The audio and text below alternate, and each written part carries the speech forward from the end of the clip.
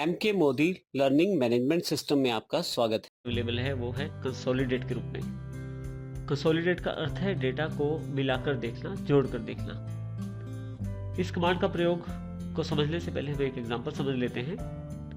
देखिए, हमारे पास यहाँ एक कंपनी है, 2011 में उसने कुछ सेल किया है अलग अलग स्टेट्स में जाके, अलग अलग आइटम बेच के, जिसकी सेल अमाउंट ये है। इसी तरह से उसी कंपनी ने 2012 में भी कुछ सेल किया है जिसकी सेल अमाउंट ये है। मैं चाहता हूँ कि 2011 और 2012 में कंपनी ने जितना भी सेल किया है वो मुझे एक अलग शीट पे अवेलेबल हो जाए डेटा, ताकि मुझे जानकारी मिल पाए कि उसने दोनों सालों में कितना सेल किया है। इसके लिए मैं सबसे पहले जिस जगह मुझे टोटल चाहिए वहां क्लिक करूंगा। कंसोलिडेट कमांड पे क्लिक कीजिए। इसके बाद यहाँ पे आपको वो रेफरेंस देने पड़ेंगे जो रेफरेंस आप चाहते हैं इस सेल में जुड़ के आए। सबसे ऊपर जो पहला पॉइंट आपके पास यहाँ ड्रॉप डाउन बॉक्स है वो है फंक्शन का। किस प्रकार का फंक्शन आप चाहते हैं। यहाँ काफ़ी सारे फंक्शन अवेलेबल हैं, सम, काउंट, एवरेज। क्योंकि मुझे जमा करना है इसलिए मैं सम का फंक्शन यहाँ ले रहा हूँ। रेफरेंस के लिए रेफरेंस बॉक्स पे क्लिक करें और 2011 की जो शीट है उसमें सेल वाला जो एरिया है उसे सिलेक्ट कर लें। इसे ऐड करना ज़रूरी है, इसलिए मैं इसे ऐड कर देता हूँ। क्योंकि मुझे अलग अलग रेफरेंस को ऐड करना है, इसलिए मैं यहाँ वो सारे रेफरेंस ऐड करता चला जाऊंगा।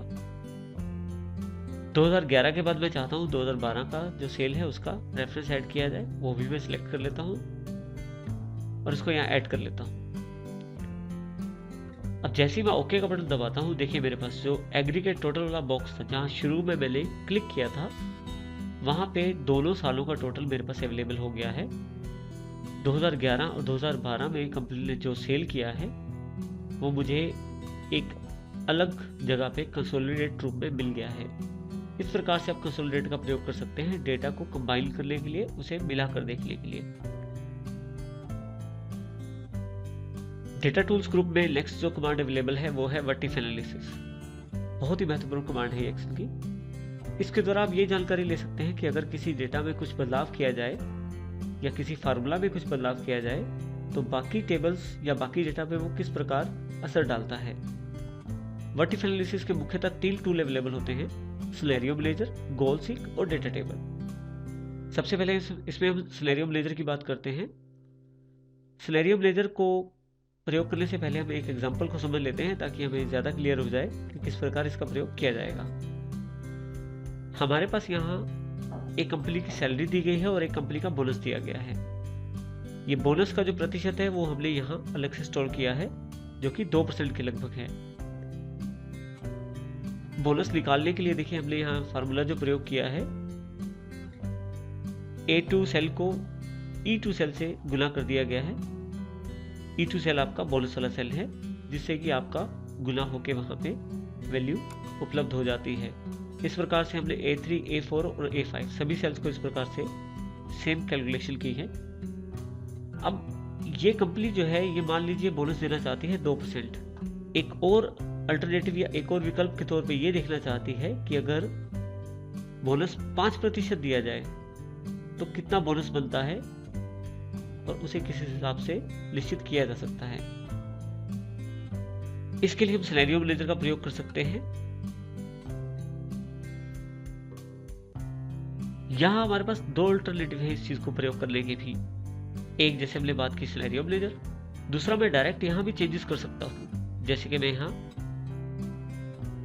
2% के बजाय 5% ले लेता हूँ तो उसका टोटल मुझे मिल जाएगा कि किस प्रकार से उसका अंतर पड़ा है। लेकिन इससे मुझे हर बार डेटा को चेंज करना पड़ेगा और मैं चाहता हूँ कि अलग अलग पॉसिबिलिटीज या अलग अलग संभावनाओं को देखूं कि मेरे पास कितना प्रतिशत बोनस दिया जा सकता है। इसके लिए सबसे अच्छा टूल है व्हाट इफ एनालिसिस में सिनेरियो मैनेजर। इसको प्रयोग करने से पहले सिनेरियो मैनेजर को क्लिक कीजिए। सिनेरियो मैनेजर में आपके पास काफ़ी सारे ऑप्शंस अवेलेबल हैं जिसमें हमें अलग अलग तरह के सिनेरियोस ऐड किए जा सकते हैं, जिसके द्वारा सबसे पहले ऐड पे क्लिक करें। इसमें सबसे पहले आपको सिनेरियो का नाम देना होता है। जैसे मैं चाहता हूँ कि सबसे कम बोनस कितना कितना दे सकता हूँ, मिनिमम, उसको मैं नाम रख देता हूँ। सिनेरियो का नाम है मिनिमम, कि सबसे कम में मिनिमम जो सिनेरियो है वो मिनिमम के नाम से होगा।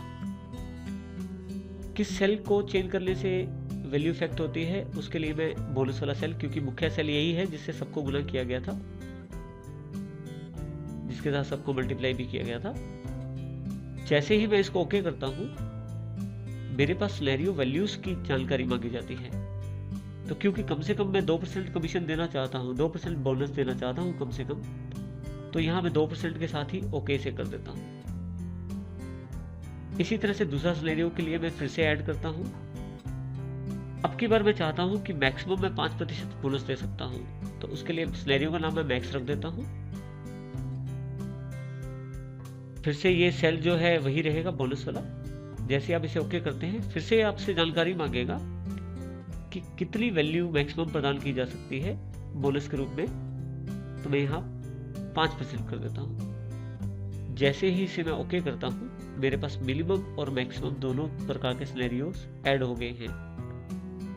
अब देखिए सिनेरियो मैनेजर का सबसे बड़ा फायदा क्या है, जैसे ही मिनिमम पे क्लिक करके शो करता हूँ, तो मुझे क्योंकि 2% मिनिमम था इसलिए 2% के हिसाब से वैल्यूज दिखाई गई हैं। जैसे ही मैक्सिमम पे क्लिक करके शो करता हूँ, यहाँ सारी वैल्यूज बदल जाती हैं, बोनस 5% हो जाता है और उसी के आधार पे बाकी बोनस वैल्यूज भी बदल जाती हैं। अब इसके लिए सिर्फ मुझे मिनिमम या मैक्सिमम को क्लिक करना है, मुझे किसी डेटा को चेंज नहीं करना। इसी प्रकार से फिर से मिनिमम चेक करने के लिए मैं शो कर सकता हूँ, दोबारा ये मुझे छोटी वैल्यूज या मिनिमम बोनस है वो दिखा देगा। इस प्रकार से मैं सिनेरियो मैनेजर का प्रयोग कर सकता हूँ अलग अलग प्रकार के सिनेरियोज बनाने के लिए, अलग अलग प्रकार के विकल्प खोजने के लिए। मैं चाहूँ तो दूसरे विकल्प को या दूसरे सिनेरियो जो पहले बनाए गए हैं उन्हें डिलीट भी कर सकता हूँ। अगर आप कुछ बदलाव चाहते हैं उसमें, तो एडिट करके आप परसेंटेज या जो भी आप चीज़ें बदलना चाहते हैं वो बदल भी सकते हैं। जैसे मिनिमम मैं चाहता हूँ यहाँ कम से कम 3% रहे। जैसे ही ओके करता हूँ, अब मिनिमम 3%, जैसे मैं शो पे क्लिक करूंगा मेरे पास 3% के हिसाब से जानकारी उपलब्ध हो जाएगी। मैक्सिमम में फिर से, क्योंकि मैंने कोई बदलाव नहीं किया था, उसमें 5% ही जानकारी है। मैं मिनिमम को एडिट करके फिर से इसको 2% पे कर देता हूं। इस प्रकार से आप इसका प्रयोग कर सकते हैं। सिनेरियो मैनेजर में जो मुख्य बात यह है कि आप इस प्रकार न केवल एक शीट बल्कि अलग अलग शीट्स का डेटा भी मर्ज कर सकते हैं, जिससे आप उन सिनेरियोज को भी ध्यान में ला सकते हैं जो अलग शीट पे उपलब्ध हैं। जैसे मेरे पास यहाँ ये जो शीट है ये 2011 के सिनेरियोज की जानकारी दे रही है। इसी तरह से मेरे पास एक और शीट है जिसमें 2012 सिनेरियोज की जानकारी मिली है। इसमें भी मैंने 2 सिनेरियोज पहले से बना के रखे हुए हैं। हम पहले इसकी जानकारी ले लेते हैं।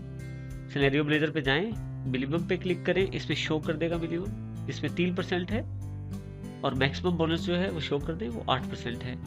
पहले वाली शीट में 2 और 5 था, इसमें 3 और 8 मेरे पास बोनस के रूप में उपलब्ध है।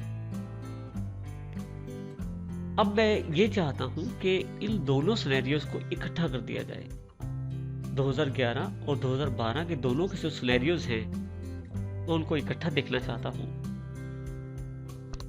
इसके लिए जिस शीट पे आप सिनेरियोज इकट्ठा करना चाहते हैं, जैसे मैं चाहता हूं कि 2012 वाली जो शीट है या जो बुक है, वर्क बुक, उसमें मैं सिनेरियोज इकट्ठा करना चाहता हूं, उसको पहले खोल लें। व्हाट इफ एनालिसिस पे जाके सिनेरियो मैनेजर ऑप्शन को खोलें। यहाँ पे आपके पास ऑप्शन है मर्ज का। जरूरी है कि आपके पास दोनों शीटें खुली हो जिसमें सिनेरियोज लगे हुए हैं। जैसे इस वक्त मेरे पास 2011 जो सिनेरियोज बुक है और 2012 सिनेरियोज, दोनों मेरे पास शीट्स खुली हुई हैं। अब क्योंकि अलग अलग बुक्स पे हैं तो आपको दोनों वर्क बुक 2 फाइलें अलग अलग से खोल के रखनी पड़ी हैं। तो मैंने ये दोनों फाइलें अलग अलग प्रकार से खोली हुई हैं। पहली फाइल 2011 सिनेरियो, दूसरी 2012 सिनेरियो। अब मैं चाहता हूं कि 2012 में तो 2011 वाला सिनेरियो जोड़ दूं। इसके लिए मर्ज पे क्लिक करूंगा मैं। अब मेरे पास यहाँ पे ऊपर सबसे पहले मर्ज सिनेरियोज फ्रॉम उस बुक का नाम पूछ रहा है, यानी कि उस शीट का नाम पूछ रहा है जिस शीट पे से मैं उस सिनेरियो या जिस फाइल से सिनेरियो चाहता हूँ उस फाइल का नाम मेरे से पूछा जा रहा है। क्योंकि मैं 2012 की शीट खोल के बैठा हूँ तो मैं 2011 पे क्लिक कर देता हूँ। 2011 की जो शीट, सब शीट्स में सिनेरियो मेरे पास अवेलेबल नहीं था। जो ईयर 2011 की शीट है उस पर सिनेरियो अवेलेबल था, उसको मैं क्लिक कर लेता हूँ। जैसे ही मैं ओके करता हूँ, देखिए मेरे पास मिनिमम मैक्सिमम इस शीट के सिनेरियोज और मिनिमम मैक्सिमम जो ईयर 2011 की शीट के सिनेरियोज वो भी इसमें ऐड हो गए हैं। अब यहाँ से अगर मिनिमम पे क्लिक करता हूँ, शो करता हूँ, तो मेरे पास इसी शीट का सिनेरियो, मैक्सिमम भी इसी शीट का है 8% के हिसाब से, मिनिमम जो 2% था वो भी अवेलेबल हो गया है और मैक्सिमम जो 5% था वो भी अवेलेबल हो गया है। इस प्रकार से मैं अलग अलग सिनेरियोज को इकट्ठा करके देख सकता हूँ। इसके साथ ही मैं चाहूँ तो समरी को भी इसमें सिलेक्ट करके देख सकता हूँ। समरी के लिए आप केवल क्लिक कीजिए समरी पे। सिनेरियो समरी पाइवट टेबल में चाहते हैं, पाइवट टेबल रिपोर्ट में, या सामान्य सिनेरियो समरी चाहते हैं, रिपोर्ट टाइप क्लिक कीजिए और इसे ओके कर दीजिए। जैसे आप ओके करेंगे, देखिए यहाँ पे मेरे पास हर तरह के सिनेरियोस 5% के हिसाब से, मिनिमम 3% के हिसाब से, मैक्सिमम 8% के हिसाब से और 2% के हिसाब से, और जो मेरे पास 5% के हिसाब से सभी सिनेरियोस अवेलेबल हो गए हैं। मैं इसमें आसानी से देख सकता हूँ कि मेरे पास किस प्रकार का बोनस प्रदान करना है। इस तरह से, क्योंकि इसने सिनेरियो शीट ही अलग बना दी है सिनेरियो समरी के नाम से, इस प्रकार से मैं आसानी से अपनी जानकारी प्राप्त कर सकता हूँ। इस तरह से हम सिनेरियोस का प्रयोग कर सकते हैं व्हाट इफ एनालिसिस टूल्स के द्वारा।